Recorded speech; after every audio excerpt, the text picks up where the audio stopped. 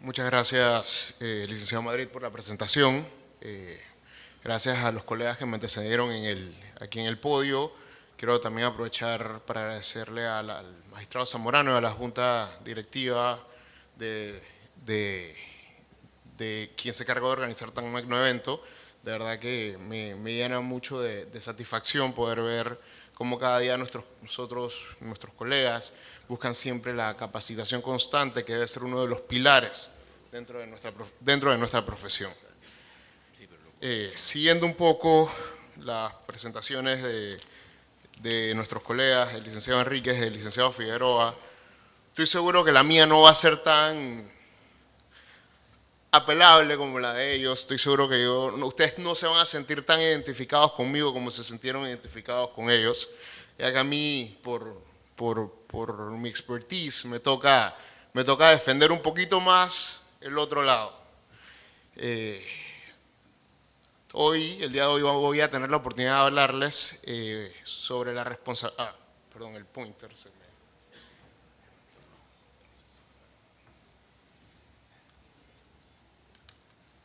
A ver. Hoy voy a tener la oportunidad de hablarles sobre la responsabilidad civil y penal de los sujetos obligados no financieros en la República de Panamá, frente a todas estas nuevas regulaciones que, sí hay que decirlo, son bastante cambiantes y un poco contradictorias unas de las otras. O sea que también sí sería bueno un poco los reguladores revisar un poco la manera en cómo son presentadas estas nuevas leyes que van poco a poco cambiando radicalmente nuestra profesión. Entonces, hablando un poquito de la introducción del tema, aquí yo quiero ser un poco, como les dije, voy a tratar de ser aquí tal vez considerado por el público como el abogado del diablo, porque voy a tener que defender un poco a los reguladores, pero aquí lo que tenemos que entender un poco es la importancia de este proceso, de estas regulaciones que se están implementando, que se vienen implementando todas a raíz de la Ley 23 del 2015, entender un poco que al final de cuentas es importante. Nosotros venimos de un historial un poquito complejo o un poquito, llamámoslo, liberal, de la manera en cómo se creaban y se vendían sociedades. Nosotros aquí, abogados que tal vez tengan mucha más experiencia que yo, podrán recordar los años 80, los años 90, en la que un abogado agarraba un portafolio y se iba a Miami, o se iba a Berlín, o se iba a cualquier de estos países y vendía miles de sociedades, ya sea bancos, ya sea firmas intermediarias, ya sea muchísimos otros clientes. Y como no había ningún tipo de obligatoriedad para saber al final de cuentas quién era el beneficiario, el famoso beneficiario final, que ahora es un término que utilizamos con muchísima más regularidad, nunca sabíamos. Hoy en día, si tú entras a registro público y te encuentras un montón de sociedades que están suspendidas, que ya, bueno, que probablemente han tenido que entrar a proceso de disolución de oficio por el propio abogado, porque una vez la vendió en 1986 y nunca más supo quién más recibía por parte del intermediario el pago de la tasa única, pero no tenía realmente a conciencia, sabía realmente quién utilizaba dicha sociedad a nivel mundial. Y ojo, a raíz de esto, y por no sé si es llamarle rezago o quisiera utilizar la palabra, por este historial, es que los primeros años de estas regulaciones nos tienen un poquito más apretados o los sentimos un poquito más agresivos, porque para poder nosotros estar en cumplimiento de las tendencias internacionales, de la llamada transparencia fiscal que están buscando hoy en día todos los reguladores o todos estos entes internacionales, tenemos que limpiar un poquito la casa. Tenemos que tener un poquito de idea de realmente los productos que nosotros tenemos, los vehículos legales que vendemos, para qué se están utilizando. Entonces, hay que resaltar la evolución de este tema, de cómo se ha ido desarrollando, de cómo no solamente está el tema de las sanciones, porque ese es uno de los múltiples riesgos que dentro de nuestra profesión estamos expuestos. Es enorme, definitivamente hablar de sanciones de 5.000 hasta más de $1.000.000 es algo que le asusta a cualquiera. A mí me llegan con una sanción así y yo le entrego la llave de la oficina y le digo no tengo nada que hacer porque no le puedo hacer frente a la sanción, sinceramente. Pero También tenemos que entender que existen otros riesgos, existen riesgos civiles. ¿Por qué? Porque al nosotros no hacer las debidas diligencias, probablemente en una transacción comercial, expongamos a nuestro cliente y quede envuelto en un problema, ya que resulta que la contraparte de dicha transacción está utilizando dinero mal habido para llevarla. Entonces también nosotros tenemos que entender que debemos ver esto de una manera integral, como una gestión del riesgo, como un conocimiento real y profundo de tanto lo que hace nuestro cliente y de con quién hace negocios nuestro cliente. Porque al final de cuentas está el riesgo civil, el riesgo penal y un riesgo del que casi nadie le gusta hablar, que es el riesgo reputacional, que si nos volvemos al año 2016 con el tema de Mossack Fonseca, podemos decir que lo que mató a esa firma no fue el riesgo penal, que apenas estaba empezando el proceso, fue el riesgo reputacional, que le hizo prácticamente cerrar una firma que era fácilmente una de las 5 o 10 firmas más grandes que tenía Panamá. Entonces, yéndonos un poquito a la docencia, para no tomar más tiempo, vamos a hablar un poquito del delito de blanqueo de capitales. Aquí yo creo que todos, colegas, procesalistas, litigantes, saben probablemente igual o mejor que yo cuál es el delito de blanqueo de capitales. Así que aquí vamos a pasar un poquito más rápido. Blanqueo de capitales, como sabemos, es el intento, o el lavado de dinero, como se lo conoce, es el intento de hacer pasar fondos ilícitos procedentes de un delito, de una actividad ilícita, hacerlos pasar como dinero bien habido o como dinero de una naturaleza legal e introducirlo al sistema financiero panameño. Entonces, ojo, los abogados estamos bastante neonatos en todas estas nuevas regulaciones, pero el sistema financiero, el sistema bancario, seguros, nos llevan años de ventaja en este tema de las regulaciones, en este tema del KYC, el due diligence y todos estos términos que se utilizan ahora. ¿Por qué? Porque ellos estaban mucho más cercanos al dinero y obviamente tenían que saber de dónde venía el dinero. Antes, hace 20 años, podíamos aceptar 10.000, 15.000, 20.000 dólares en efectivo. Hoy en día, si no es un ACH de un banco, mejor dejo el negocio por fuera porque la manera más fácil de lavar dinero definitivamente es esquivando los sistemas financieros. Dicho eso, el delito de blanqueo de capitales tiene 3 etapas. La etapa de colocación, la de estratificación y la de integración. Rápidamente, la etapa de colocación es aquella donde se producen o de donde nacen estos fondos ilícitos, que es el delito cometido, la actividad ilícita o, como diría el Código Penal, el delito precedente. Que eso es otro tema importante que nuestro sistema judicial debe entender, que para que exista blanqueo de capitales o para que tú puedas imputar blanqueo de capitales, tiene que existir un delito precedente. Si no pruebas el delito precedente, entonces mal puedes procesar a una persona por blanqueo de capitales. Entonces aquí viene la pregunta del millón. Entonces, nuestras fallas están en las regulaciones que le estamos dando a los sujetos obligados, nuestra falla, perdón, con respecto a GAFIS, a las listas grises, está el fallo realmente en la legislación, que a mi concepto, yo que tengo más de 5 años de estar estudiándolo a nivel regional, es una de las más sólidas de la región, o el fallo está en que no estamos capacitando el sistema judicial de la manera correcta para que pueda perseguir el delito y de esa manera poder realmente mitigarlo. Eso es algo sumamente importante. Después, bueno, está la etapa de colocación, viene la etapa de estratificación, que es aquella donde se pretende ingresar el dinero al sistema financiero. Se pretende, ya sea dividiéndolo, repartiéndolo, depositándolo, haciendo transferencias, difuminando los dineros procedentes del delito para poder que de esa manera pasen desapercibidos debajo de los radares de los diferentes reguladores. Y la última etapa, que es la etapa de integración, que es aquella donde se completa el ciclo del lavado de activos, donde se completa el ciclo del blanqueo de capitales, que es cuando al delincuente o a la persona que realiza el ilícito se le regresan los fondos ya blanqueados. Llámese en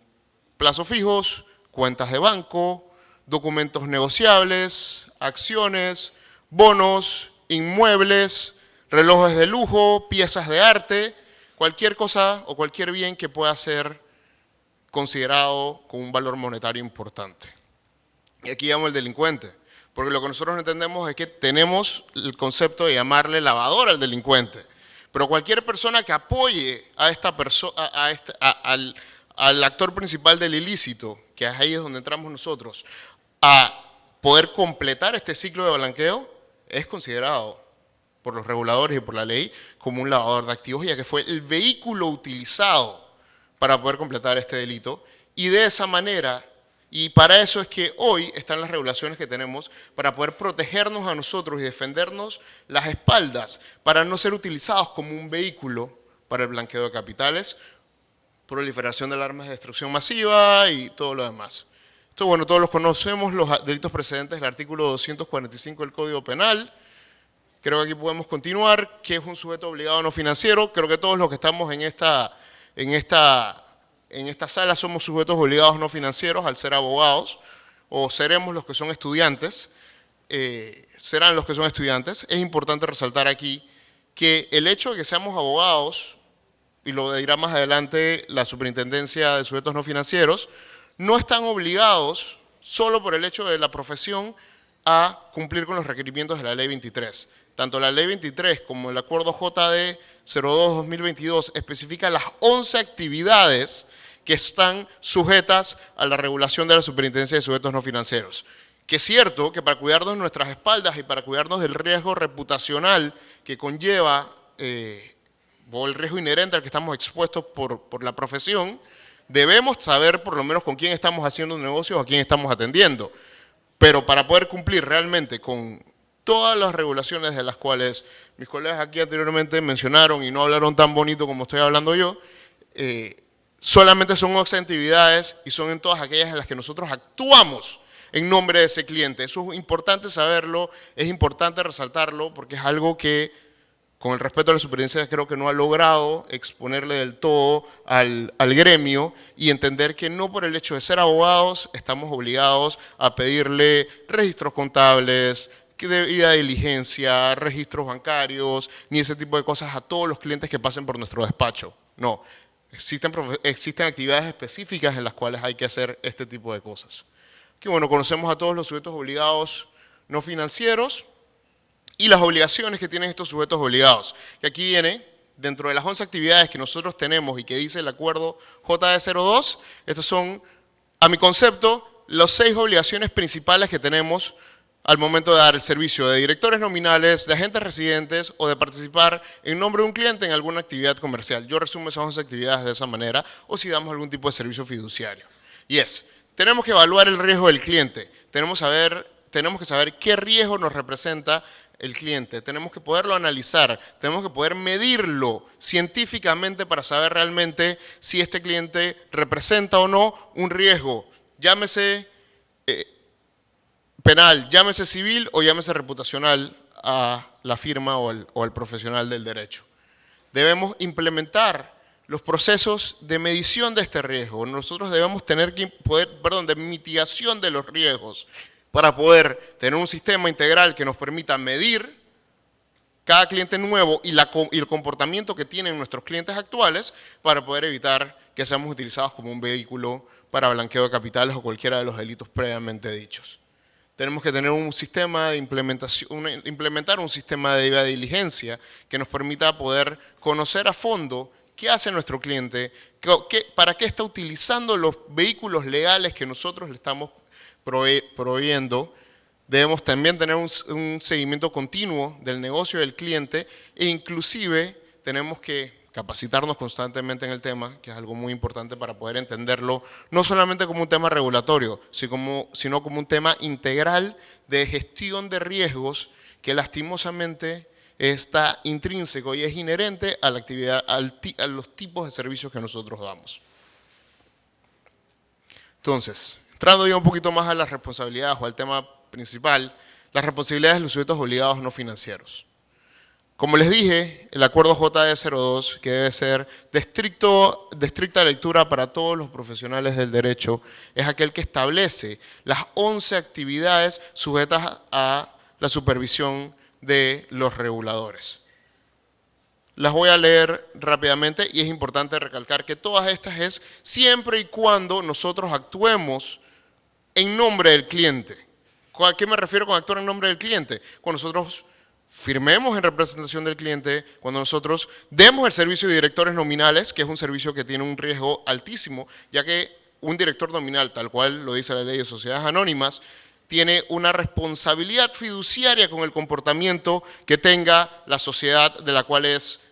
director nominal. Así que cada vez que nosotros, dando un servicio de auditores nominales a alguno de nuestros nominales, firme alguno de estos documentos, entonces nosotros tenemos que saber que tenemos la obligación de cumplir con todo y cada uno de los puntos y requerimientos de la Ley 23 y todas las leyes que le continúan en el tema. Los nombro rápidamente: compraventa de inmuebles, administración de dinero, valores bursátiles y otros activos, organización de aportes, contribuciones para la creación, operación o administración de personas jurídicas, creación, operación o administración de personas jurídicas, compraventa de personas jurídicas, actuación o arreglo para que una persona actúe como director o apoderado dentro de una persona jurídica, proveer un domicilio registrado, domicilio comercial o espacio físico, actuación o arreglo para que una persona actúe como accionista para una persona jurídica, actuación o arreglo para que una persona actúe en el equivalente, bueno, este es básicamente lo mismo, los servicios de actividades propias del agente residente, como se ha dicho anteriormente, y la administración de cuentas bancarias, de ahorros o de valores. ¿A dónde quiero llegar con todo esto? Al final de cuentas, las responsabilidades civiles las sabemos. Si nosotros no hacemos una debida diligencia y nosotros no tenemos una medición real del riesgo que representa el cliente o de qué actividades está realizando el cliente, nosotros, tanto el cliente como una contraparte dentro de una transacción, como sujetos obligados al omitir este tipo de procesos, podemos poner inclusive el riesgo a nuestro cliente que no esté envuelto en un tema ilícito o que simple y sencillamente no lo aconsejemos de la mejor manera para cumplir con las regulaciones, y esto puede terminar en daños y perjuicios para este cliente que posteriormente van a ser transmitidos a nosotros también. Así que nosotros tenemos que tener muy claro el grado de responsabilidad que tenemos cuando agarramos valga la redundancia, la responsabilidad de ser agentes residentes o directores nominales de una sociedad. Por eso es que es importantísimo entender que es un riesgo extremadamente alto y que tenemos definitivamente que cumplir con todas las regulaciones. En la parte de la responsabilidad penal, como sabemos, podemos ser procesados si no cumplimos con la debida diligencia y si no cumplimos con todos los requerimientos. El día de mañana, si uno de nuestra cartera, imagínense esta sociedad, yo trabajo en una firma, Fábrica Molino, muy reconocida aquí en Panamá. Esa firma tiene más de, probablemente es agente de residente de más de 5.000 sociedades. Mantener la debida diligencia de esa cartera, les puedo decir que es un desafío muy grande,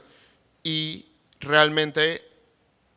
conocer a todos esos clientes es importante, porque al final de cuentas, donde no pases uno y tengas la mala suerte de que ese único cliente al que no llegaste a contactar o al que no le pediste la información resulta que está siendo requerido por la autoridad fiscal de Suiza o por el IRS en Estados Unidos, yo creo que aquí a todos nos gusta ir a visitar a Mickey de vez en cuando a Disney. Tenemos que entender que si no cumplimos con todas las regulaciones y si no estamos claros de qué estamos haciendo, vamos no solamente a recibir riesgos, a tener riesgos de alguna medida contradictoria por parte de otra jurisdicción, sino que también podemos ser procesados por blanqueo de capitales por haber sido un vehículo utilizado para dicho delito. Esto ya lo hemos hablado hasta la saciedad, creo que ya lo han dicho mis colegas anteriormente. Las sanciones pecuniarias que podemos recibir, que, como les digo, dan miedo sin duda alguna, pero no solamente el único riesgo al que estamos expuestos a mucho más. Ese es el motivo por el cual tenemos que entender que el negocio cambió y que hoy en día tenemos nosotros realmente que no proteger solamente las espaldas del cliente, sino las espaldas nuestras también. Y asimismo podemos llegar a sanciones administrativas que nos quiten inclusive nuestra idoneidad para ejercer esta hermosa profesión que creo yo todos nos esforzamos muchísimo por poder obtener. Se me está acabando el tiempo, como les digo, puedo hablar muchísimo más sobre el tema, pero en conclusión, lo único que les quiero decir, y como les dije, probablemente mi ponencia no sea tan, en inglés se dice appealing como la de mis predecesores, pero sí les puedo decir, y me quedo solamente con esto, cuidémonos nuestras espaldas, cuidémosle las espaldas al cliente y cuidemos la espalda del país también, porque al final de cuentas, un riesgo reputacional le golpea al país, nos golpea a nosotros como firmas y nos golpea a nosotros como profesionales del derecho. Muchísimas gracias.